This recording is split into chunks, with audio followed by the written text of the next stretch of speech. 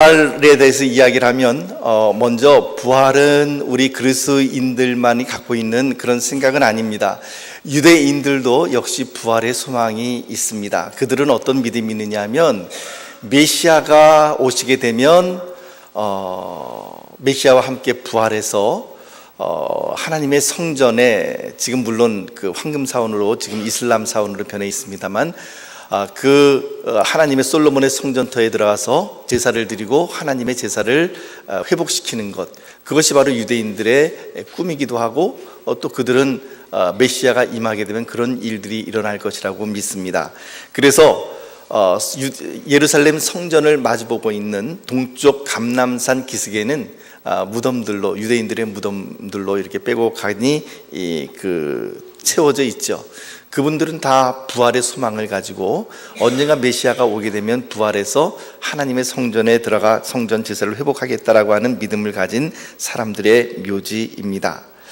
부활이라고 하는 말 자체가 다시 살아난다는 말이고, 그래서 부활은 무엇을 전제로 하느냐 하면 죽음을 전제로 합니다. 왜냐하면 죽지 아니하면 부활이라는 것은 있을 수 없기 때문에 그런 것이죠. 그렇겠죠?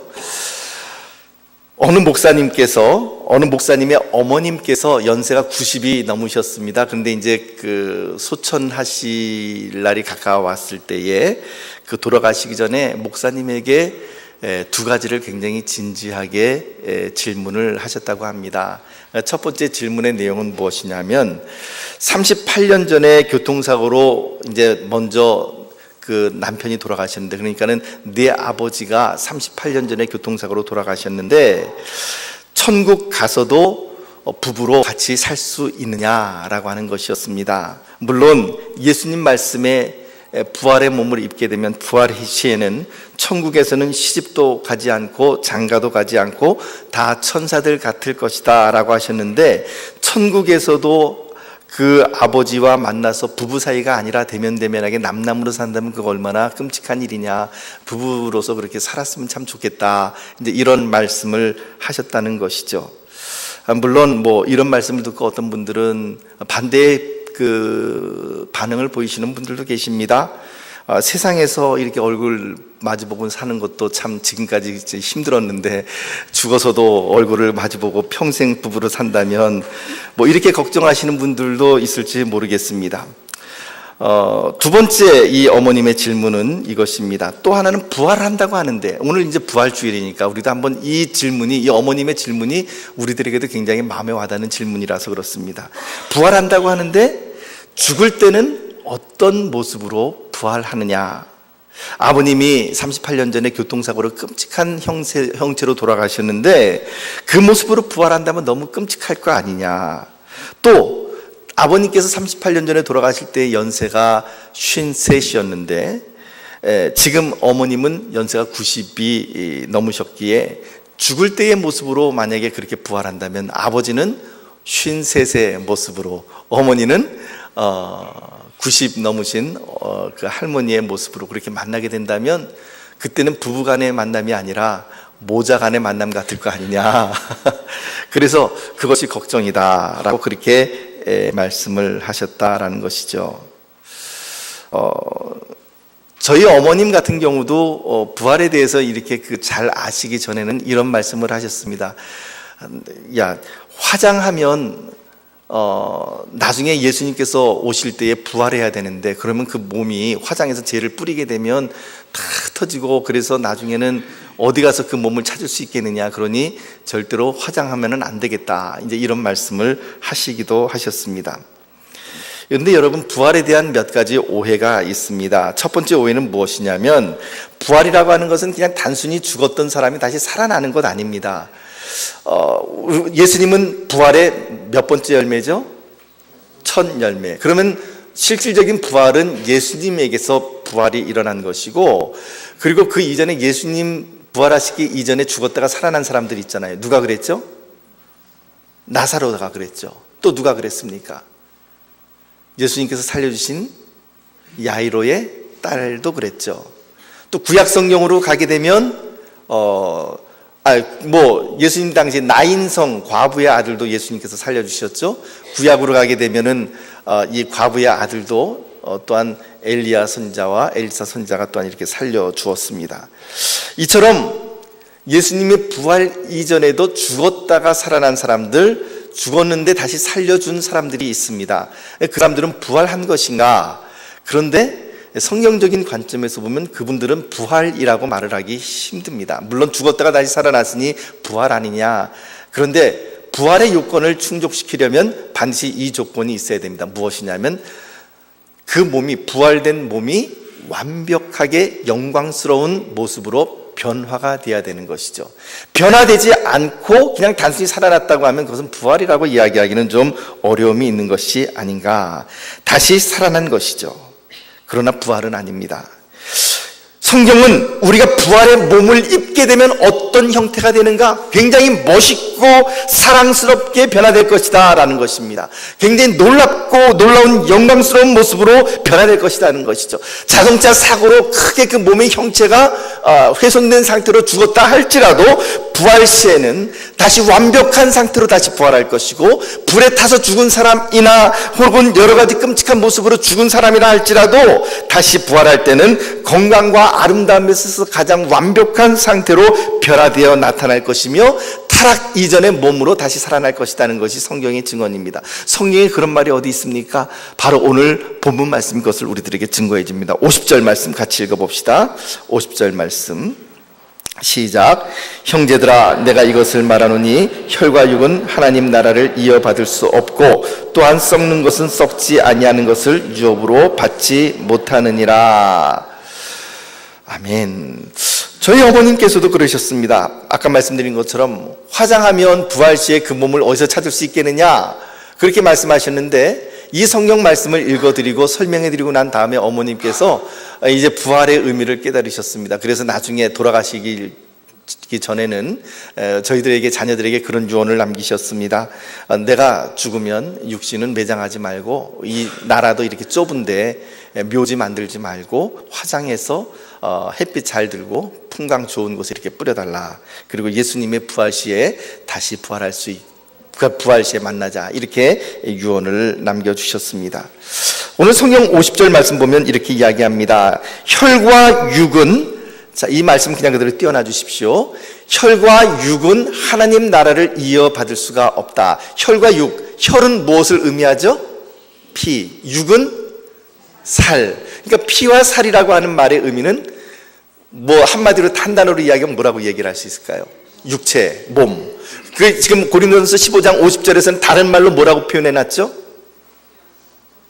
썩는 것. 예. 피와 살은 하나님 나라를 이어받을 수 없다. 근데 피와 살은, 즉 우리의 육신을 뭐라고 하냐면 썩는 것이라고 이야기합니다. 썩는 것은 썩지 아니하는 것을 유업을 받지 못하느니라. 주부들에게 여쭤볼게요. 여러분, 냉장고 안에 아주 신선한 식품을 보관할 때, 그것을 보관하실 때에 거기다 곰팡이 나고 썩은 음식을 같이 보관합니까? 아니죠. 그렇게 되면 어떤 일들이 일어날까요? 신선한 식품들도 다 곰팡이 쓸고 썩어버리고 맙니다. 그러니까 보관할 때는 신선한 것들끼리 이렇게 보관해야지 썩을 것을 같이 보관하지 못합니다. 인간의 원리, 냉장고의 원리조차도 그렇다면 하물며 하나님의 원리는 얼마나 더 그렇겠습니까? 하나님의 나라는 영원한 나라입니다.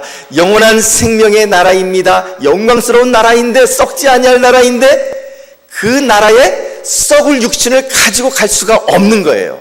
그래서 하나님께서는 이 썩는 것은, 즉 우리의 육신은 이 땅에 남겨두어야 된다라고 말씀하시는 거죠. 여러분들의 육신은 미안하지만 저의 육신도 마찬가지고 영원하지 않습니다. 썩을 몸들이에요. 혈과 육입니다. 아무리 팽팽한 피부를 가진 피부 미인이라 할지라도 40이 지나고 50이 지나면 눈가에 주름이 생기게 되고요. 그리고 피부에 노화가 옵니다. 이영애 씨, 대장금을 찍었던 이영애 씨가 요즘도 이렇게 그 화장품 선전에 이렇게 나오더라고요. 근데 그분의 나이가 몇 살 정도죠? 몇 살이요? 46? 아, 네. 46세라고 이렇게 정리를 해 주셨습니다. 46세라고 믿기에는 근데 그 피부가 굉장히 탱탱하지 않습니까? 20대 피부 같으죠. 근데 여러분, 그 이영애 씨의 피부가 그렇게 아무리 탱탱하고 예쁘다 그래도요, 앞으로 10년 지나고 20년 지나면은요, 주름살이 생길 수밖에 없어요. 제가 그것을 확실하게 장담합니다. 미안하지만, 이영애 씨한테는 참 미안하지만 제가 그렇게 장담을 합니다. 여러분, 50세를 넘기게 되면은요, 기억력이 깜빡합니다. 저 같은 경우도요, 방에 책 가지러 들어갔다가 다른 거 이렇게 만지다 보면, 다른 책 보다 보면은 엉뚱하게 다른 거 들고 나오고 그 책을 안 갖고 나옵니다. 아이고, 그 책 가지러 들어갔었지. 그렇게 하고 다시 들어갔다가 또 딴짓하고 나오는 경우도 종종 있습니다. 맨 처음에는 그런 짓을 했을 때는요, 큰일 났다, 내 나이가 몇인데 벌써 이럴까, 이런 생각이 들고 참 제 자신이 한심했는데, 요즘은 하도 그러다 보니까 이상하지도 않습니다. 요즘은 그냥 그래, 그러려니 이렇게 생각을 하고 살아갑니다. 20대에는 날렵하고 싱싱한 몸을 가지고 있습니다. 배도 튀어나오지 않습니다. 근데 40대, 50대 되니까, 물론 우리 교회 가운데는 40대, 50대, 60대 되어도 배 안 나오신 분들 참 제가 부러운 분들이 있지만, 그런데 40대, 50대, 60대 들어가면 뱃살이 튀어나오기 시작합니다. 그게 육체예요. 여러분, 제가 지금 이 키에 172cm인데 신상 공개를 합니다. 172cm인데 군대 가기 전에 몸무게가 몇 킬로였는지 아세요? 53kg였습니다. 그때 진짜 날렵했죠.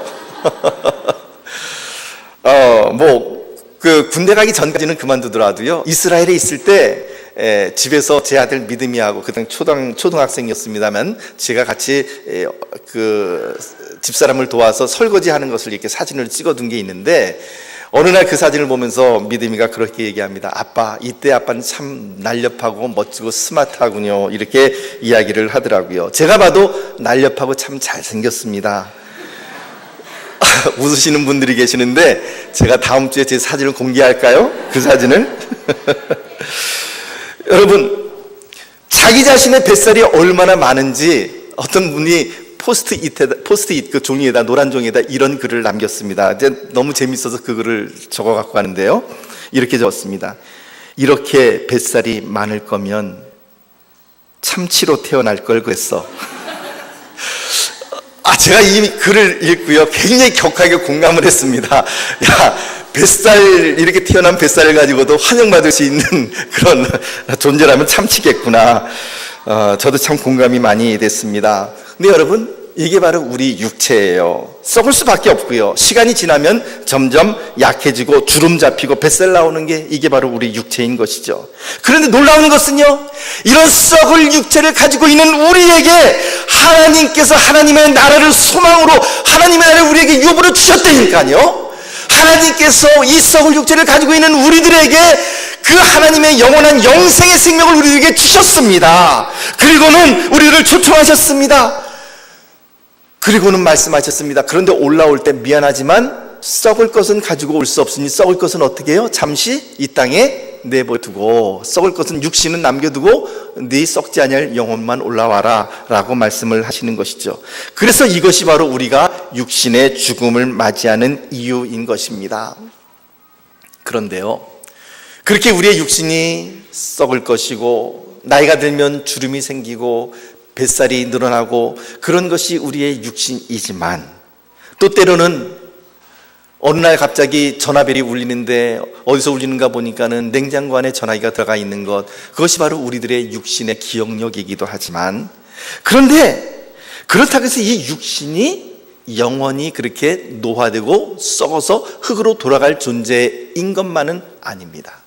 성경이 오늘 그것을 우리들에게 이렇게 증언합니다. 51절 말씀 같이 읽어봅시다. 51절 시작. 보라, 내가 너희에게 비밀을 말하노니 우리가 다 잠잘 것이 아니요 마지막 나팔에 순식간에 홀연히 다 변화되리니. 사도 바울이 우리들에게 이렇게 얘기해요. 보라, 내가 너희에게 비밀을 말하노니. 아마 정황상 이런 것이 아닐까요? 얘들아, 내가 너희에게 비밀을 말하는데, 너희에게만 말해주는 건데, 우리가 다 잠잘 것이 아니요 마지막 나팔에 순식간에 다 홀연히 변화할 거야. 이런 식으로 아마 얘기했을 것 같아요. 아무튼 기조는 이것입니다.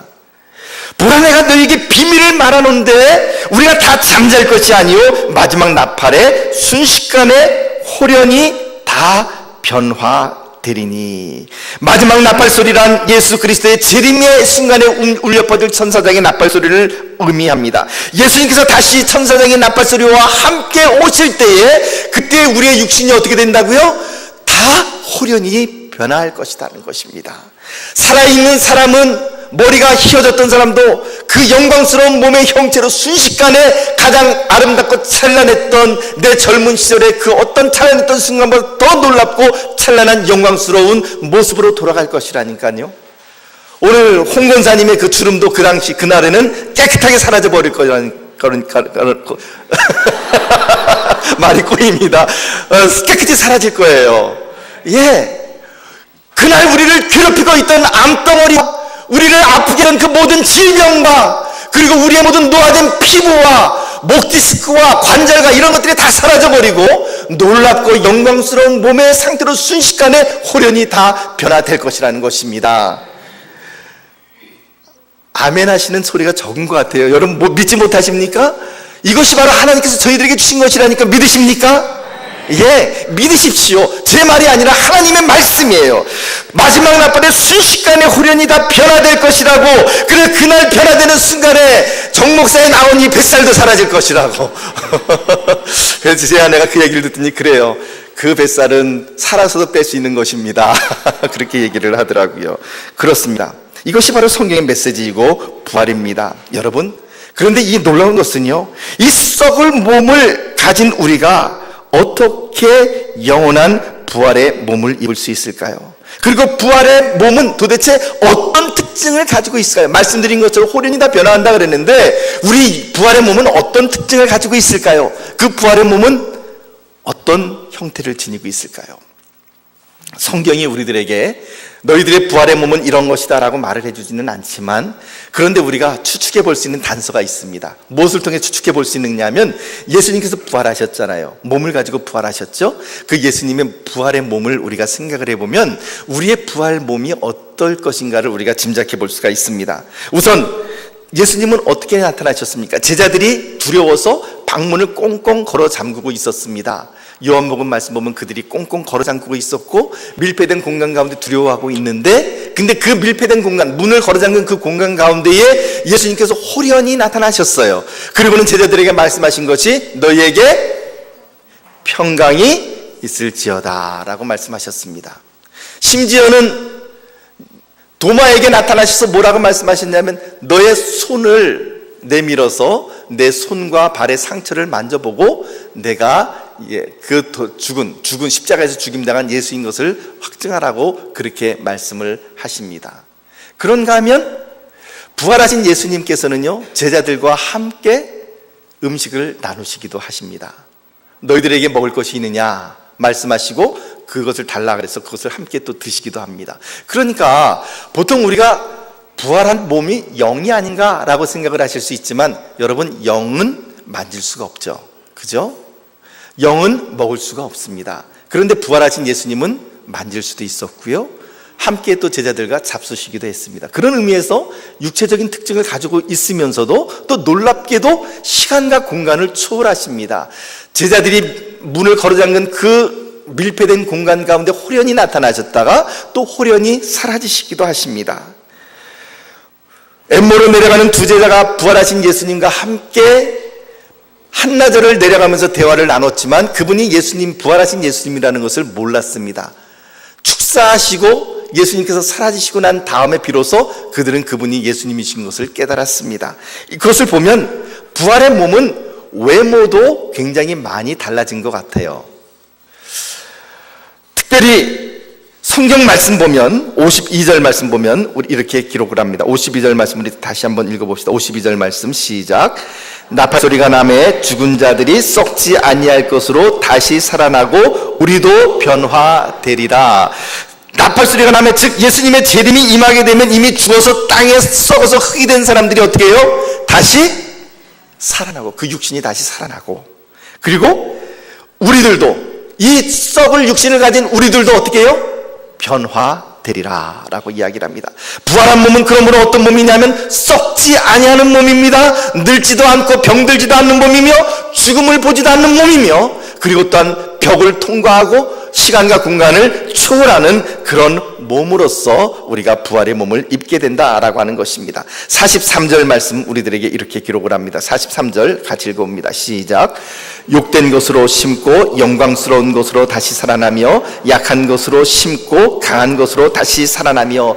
사도 바울이 굉장히 재밌는 비유를 합니다. 우리가 죽어서 육신이 땅에 매장되는 것을 사도 바울은 뭐라고 그러냐면 잠잔다, 죽었다라고 이야기하고 잠잔다라고 이야기할 뿐만 아니라 그것을 씨앗을 심는 것에 비유를 합니다. 그래서 욕된 것으로 심고, 즉 욕된 몸이지만 그 몸이 우리가 죽어서 육신이 매장되지만, 그러나 욕된 것으로 심었지만 영광스러운 것으로 다시 살아나고, 약한 것으로 심었지만 강한 것으로 다시 살아나는 이것이 바로 부활의 원리이다. 할렐루야.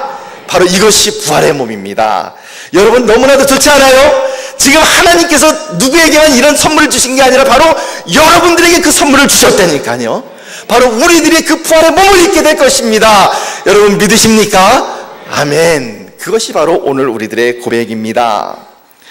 이처럼 우리의 육신이 부활의 순간에 썩지 아니할 새로운 존재, 영광스러운 존재, 다시 죽지 아니하는 존재, 병으로 인하여 고생하지 아니하는 존재, 가장 화려하고 영광스러운 모습으로 부활할 것입니다. 여러분 어떻게 이런 일이 일어날 수 있을까요? 우리는 썩을 육체를 가지고 있는 몸들인데 어떻게 해서 썩지 아니할 수 있는 이런 영원한 능력을 우리가 입을 수 있을까요? 물론 하나님께서 하시면 다 됩니다. 예, 다 되죠. 그런데 어떻게 이런 일이 일어날 수 있을까요? 이런 한번 비유를 한번 해봅시다. 항아리가 있는데 그 항아리의 밑바닥이 깨졌습니다. 구멍이 뻥뻥 뚫려 있습니다. 여러분 그것을 연못물을 가지고 그 깨진 항아리에 물을 가득 채울 수 있을까요?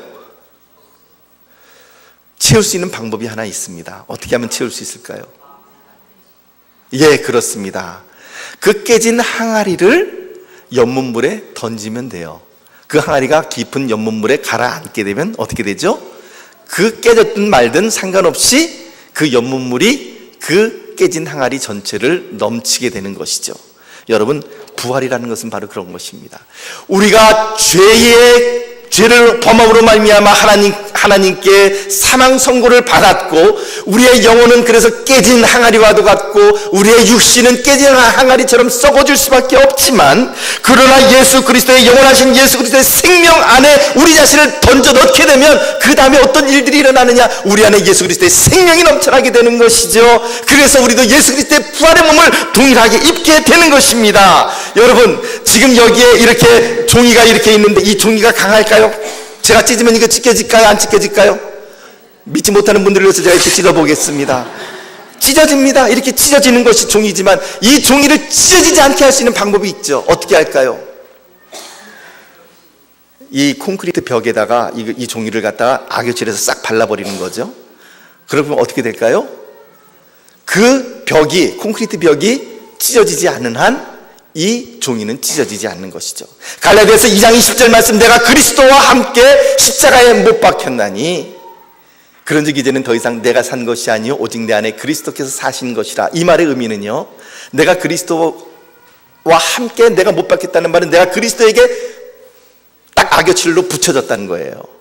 약한 몸이지만, 깨진 영혼이지만 이것이 예수 그리스도와 함께 못 박히고 그리스도와 함께 그리스도의 몸에 우리가 접합된 순간 예수 그리스도를 패배시키지 않으면 우리를 패배시킬 수 있는 능력이 아무것도 없다라는 것을 성경이 우리들에게 고백하고 있는 것입니다. 사랑하는 성도 여러분, 우리는 예수님이란 벽에 단단히 붙어 있습니다. 예수님이라고 하는 놀라운 생명의 연못, 생명의 바다에 우리가 빠졌습니다. 그래서 우리 안에 하나님의 생명이 넘쳐납니다. 이것이 바로 부활이에요. 이것이 바로 우리의 소망입니다. 그러나 아직은 아니죠. 아직은 우리의 육신은 썩을 몸입니다. 그러나 예수님께서 부활하시는 그날, 예수님께서 다시 재림하시는 그날, 부활의 첫 열매이신 예수님처럼 우리도 그렇게 부활의 몸을 입게 될 것입니다. 이제 부활에 동참한 사람들의 담대한 선포가 55절 말씀에 나타납니다. 55절 함께 읽어봅니다. 시작. 사망아 너의 승리가 어디 있느냐? 사망아 내가 쏘는 것이 어디 있느냐? 지금까지 우리를 지배해왔던 가장 놀랍고 두려운 존재, 죽음이라고 하는 존재, 사망이라고 하는 존재에 대해서 성경이 담대하게 이렇게 선포합니다. 사망아, 너의 승리가 어디 있느냐? 사망아, 내가 쏘는 것이 어디 있느냐? 죽음과 사망이 더 이상 우리를 더 이상 어찌할 수 없다라고 하는 것입니다. 여러분 믿으시기를 바랍니다. 죽음과 사망은 더 이상 여러분들을 어찌할 수 없습니다. 썩어질 것은 썩지 아니할 것을 유업으로 받지 못하기 때문에 우리의 육신은 잠시 우리가 죽을 때에 육신의 죽음 시에 잠깐 벗어놓고 하나님께 나아가지만 예수님의 재림 시에는 그 썩어질 우리의 육체조차도 부활하여 하나님의 영원한 영광 가운데 들어갈 것임을 성경이 우리들에게 말하고 있는 것이죠. 요한복음 11장 25절에서 26절 말씀은 이렇게 우리들에게 고백을 합니다. 함께 읽어봅시다. 시작. 예수께서 이르시되 나는 부활이요 생명이니 나를 믿는 자는 죽어도 살겠고 무릇 살아서 나를 믿는 자는 영원히 죽지 아니하리니 이것을 내가 믿느냐. 예수님께서 말씀하셨습니다. 나는 부활이요 생명이니 나를 믿는 자는 죽어도 살겠고 믿습니까? 무릇 살아서 나를 믿는 자는 영원히 죽지 않으니 이것을 내가 믿느냐. 믿습니까? 근데 여러분 정말 믿어요? 이 말씀을? 살아서 나를 믿는 자는 영원히 죽지 않는다 그랬으니 여러분 안 죽습니까? 왜 말이 없으십니까? 아까 분명히 아멘이라고 말씀하셨는데 이 말씀이 진리입니다. 제 모교회의 후배 가운데, 그러니까는 제가 사실은 주일학교 때 가르쳤던 그 꼬맹이죠. 제가 대학생 시절 때 가르쳤던 그 주일학교 학생이 이제 커서 이제 성인이 되었습니다. 근데 그 자매 아버님이 장로님이셨는데 그 장로님께서 이제 사업도 크게 하시고 그리고 굉장히 명망이 있으신 분이셨죠. 그런데 이제 그 연세가 좀 드셔서 더 늦기 전에 내가 신학을 해야 되겠다라는 생각이 들으셔서 그 장로님께서 신학을 하셨습니다. 그래서 목사 안수를 앞두고 이제 있는 상황이었는데 대장암이 발견되었습니다. 그러니까 대장암 말기였습니다. 그래서 결국 투병하시다가 목사 안수 일주일 남겨놓고 그분께서 이제 소천을 하셨습니다. 그런데 그때 그 자매가 따님이신 그 자매가 저한테 울면서 그렇게 항의를 했습니다. 목사님, 말씀하시기를 예수님께서 가라사대 이르시되 나는 부활이요 생명이니 나를 믿는 자는 죽어도 살겠고, 여기까지는 내가 이해가 됩니다. 죽어도 살겠고, 그런데 살아서 나를 믿는 자는 영원히 죽지 않는다 그랬으니 우리 아버지 하나님께서 살려주셔야 되는 거 아닙니까? 우리 아버지만큼 신실하게 하나님을 섬겼던 분이 도대체 어디 있습니까? 나를 믿는 자는 영원히 살아서 나를 믿는 자는 영원히 죽지 않는다 그랬는데 왜 하나님께서는 우리 아버지를 데려가셨습니까? 말이 됩니까? 이 말씀이 도대체 무슨 말씀이십니까? 이렇게 저한테 항의를 했습니다. 여러분, 그런데요, 여러분 이것을 믿으시기를 바랍니다. 비록 우리의 육신은 썩는 것이지만 그러나 우리의 영혼은, 우리 안에 있는 영혼은 어떻다고요? 이미 예수 그리스도를 구주로 고백하고 살아서 예수 그리스도를 구주로 고백하고 예수 그리스도의 십자가의 보혈이 내 마음의 심령의 문설주와 임방에 우리의 영혼에 발려져 있을 때 어떻게 된다고요? 그분은, 그 생명은, 그 영혼은 이미 영원한 생명을 얻은 것이에요. 여러분 비록 분명히 믿으시기를 바랍니다. 저는 분명히 여러분들에게 선포하는데요, 지금 여러분들이 그 예수 그리스도를 구주로 고백하고 예수 그리스도의 보혈이 여러분들 안에 분명히 있다고 한다면 여러분들이 이미 영생을 얻은 존재들이에요. 믿으십니까? 예, 영생을 얻으셨어요. 하나님께서 이것을 확증해 주셨어요. 살아서 나를 믿는 자는 영원히 죽지 아니하리라고 하는 이 말씀이 이미 응했습니다. 그런데 왜 우리의 육신은 죽습니까? 왜 우리의 육신은 죽습니까? 아까 고린도전서 15장 50절 말씀처럼 썩는 것은 썩지 아니할 것을 유업으로 받지 못하기 때문에, 혈과 육은 하나님의 나라를 유업으로 받지 못하기 때문에 하나님께서 우리를 부르실 때에, 비록 우리가 지금 영원한 생명의 자리에 이미 들어갔는데 하나님께서 우리를 부르실 때에, 하나님 나라를 유업으로 주시려고 부르실 때에 얘야, 썩어질 육신은 잠깐 세상에 남겨두고 와라. 사도 바울의 표현대로라면 약한 것은 심어두고 와라. 그리고 일단 썩지 아니할 너 영혼만 일단 올라오고, 그리고 예수 그리스도의 재림 시에 너희들의 육체도 역시 영원한 부활의 자리에 나가게 될 것이다. 이것이 바로 성경이 우리들에게 가르쳐주고 교훈하고 있는 내용입니다. 사랑하는 성도 여러분, 그러므로 이 말씀을 분명히 기억하십시오. 나는 부활이요 생명이니 나를 믿는 자는 죽어도 살겠고 무릇 살아서 나를 믿는 자는 영원히 죽지 아니하리라. 아멘. 그렇다면 현재 우리가 어떻게 살아가야 할까요? 58절 말씀 같이 읽어봅시다. 58절 시작. 그러므로 내 사랑하는 형제들아 견실하며 흔들리지 말고 항상 주의 일에 더욱 힘쓰는 자들이 되라. 이는 너희 수고가 주 안에서 헛되지 않은 줄 알미라. 이 말씀 잠깐 띄워놔 주십시오. 그러므로 어떠므로라는 말입니까? 즉 우리에게 너희에게 부활이 있으므로 너희가 부활의 몸을 입고 영원히 살 것이므로 너희의 그 썩어질 육신이 영원한 영광의 몸을 입을 것이므로 그러므로 하나님의 나라를 유업으로 받을 것이므로 그러므로 내 사랑하는 형제들아 어떻게 해요? 견실하며 흔들리지 말며. 사랑하는 성도 여러분, 흔들리지 말라고 이야기합니다. 세상 사람들이 부활이 어디 있느냐라고 조롱할 때에도 흔들리지 마시기를 바랍니다. 과연 죽은 자가 어떻게 다시 살아날 수 있을까 의심날 때도 흔들리지 마시기를 바랍니다. 성경 말씀을 믿으시기를 바랍니다. 견실하며 흔들리지 말며. 그 다음에 우리가 해야 될 일이 뭐라고요? 그 앞에 다른 단어가 있죠.